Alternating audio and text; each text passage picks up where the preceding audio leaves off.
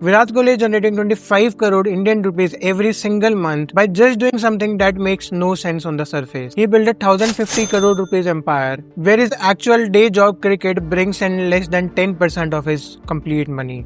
Before this, he was celebrated as the highest paid IPL retention at 21 crore Indian rupees and holds an elite BCCI grade A+ contract. But now he has entered the ruthless world of high margin digital real estate and equity compounding. In this video, we will cover his cash cow monopoly on Indian brands, the digital billboard strategy that completely dwarfs his cricket salary, and the wealth multiplier strategy that he uses to convert his active cash into a passive income. Let's get started. Hit subscribe button right now if you want to learn the exact frameworks the top 1% use to build wealth. Now let's break down the 25 crore math. To understand the genius of what Kohli has built, you first have to understand the trap that almost every athlete falls into. It is called the Freelancers trap. The athlete's life cycle is actually a ticking time bomb. Think about it. The average sports career at the highest level lasts, if you are actually lucky, about 10 to 15 years. After that, your body gives out. The reflexes slow down. The younger, hungrier talent takes your spot. Most athletes, despite the fame and the flashing light, are essentially just high-paid freelancers. They are trading their physical time, their youth, their health for an active income. They have to show up, swing the bat and run between the wickets, and risk injury just to get a paycheck. The Indian celebrity market is incredibly hyper-crowded. New stars are minted in every IPL season. But this market lacks longevity. When the spotlight fades, most cricketers fade into obscurity right along with it.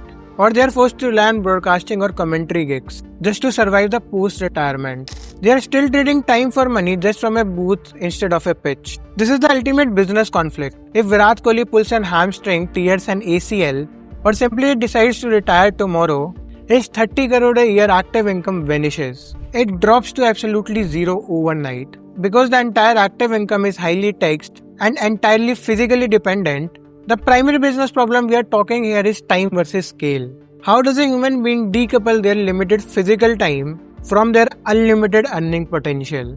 Let's translate this into your life. If you are a high-paying software engineer making 2 lakhs a month, you are also in the same trap. If you stop coding, you stop earning. You are trading your hours for rupees. You are capped by 24 hours a day.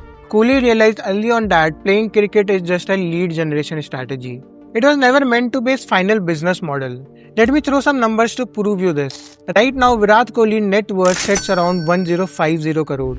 His annual cash flow is hovering around 300 crores. But his actual cricket income, the BCCI contract and the IPL retention is only about 30 crores. A mere 10% of his original income. The sport to which he dedicated his entire life to is now just a tiny sliver of a financial pie. So where is the other 90% coming from? How do he generate 25 crores every single month without swinging a bat? You do it by building Kohli Inc. This is the holding company playbook. We are going to break down his massive monthly income into 3 distinct highly leveraged business models. First, we have the cash cow framework, which brings in roughly 16.5 crores a month.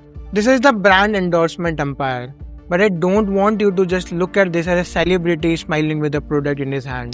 This is a concept we call the trust monopoly. Brands like Puma, Audi, MRF do not pay Virat Kohli just for his face. They pay him because he holds a monopoly in the customer trust. In a world where attention is fractured among thousands of influencers, Kohli offers guaranteed risk-free attention. He is currently partnered with over 30 blue-chip brands. Now let's look at the ruthless unit economics of this setup. Because he has absolute leverage, he has absolute pricing power. He charges anywhere between 7.5 to 10 crores per single campaign. Think of this as a high-end B2B consulting. The corporate clients come to him. The time investment required on Kohli's end is incredibly low. We are talking about just 2 to 3 shoot days in a very controlled environment. The equipment is paid for. The production is paid for. The script is written. He shows up, delivers the line and walk away. That means this revenue stream operates at a 90% plus profit margin.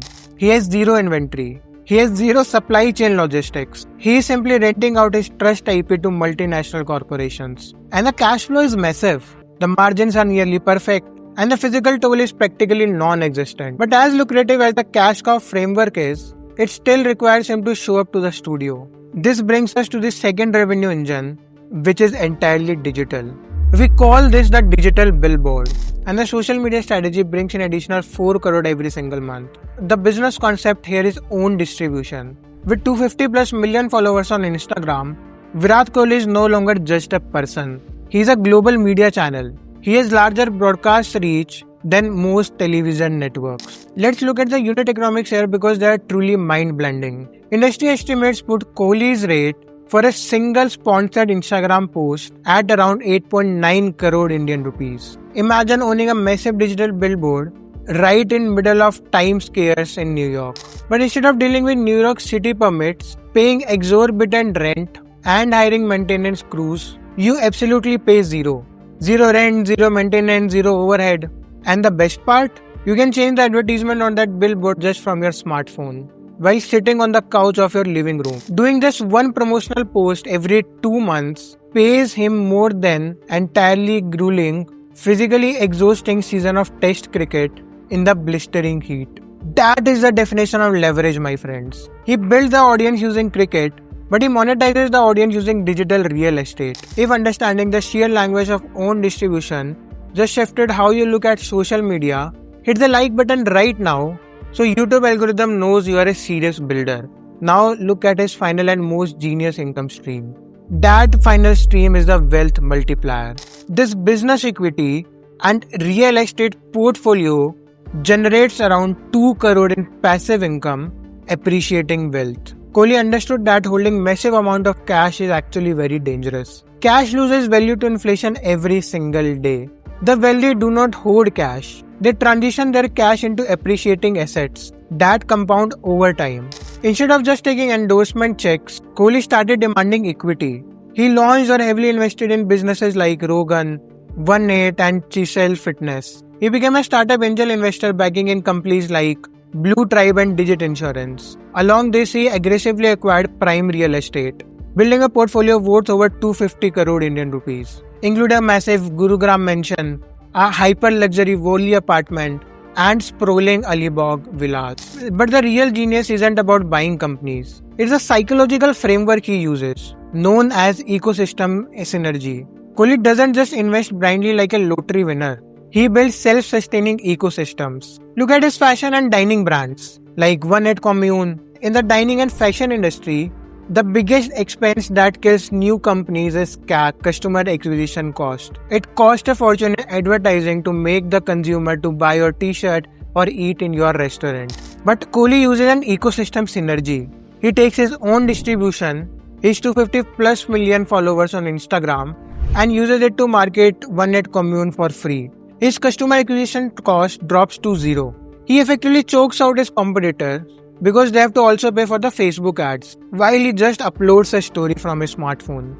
That is an unfair competitive advantage, and it translates into pure unadulterated equity growth. This brings us to the climax of the entire breakdown. The ultimate outcome of these three frameworks. Virat Kohli is no longer an athlete. He is a holding company. We can officially call it Kohli Inc. He has achieved the holy grail of wealth creation, a concept known as financial decoupling. His wealth generation is now completely and totally divorced him from his physical labor. He has built a machine that prints money regardless of whether he picks up a cricket bat again or not. Let's do a final reality check to prove it. Imagine the absolute worst case scenario for a professional cricketer.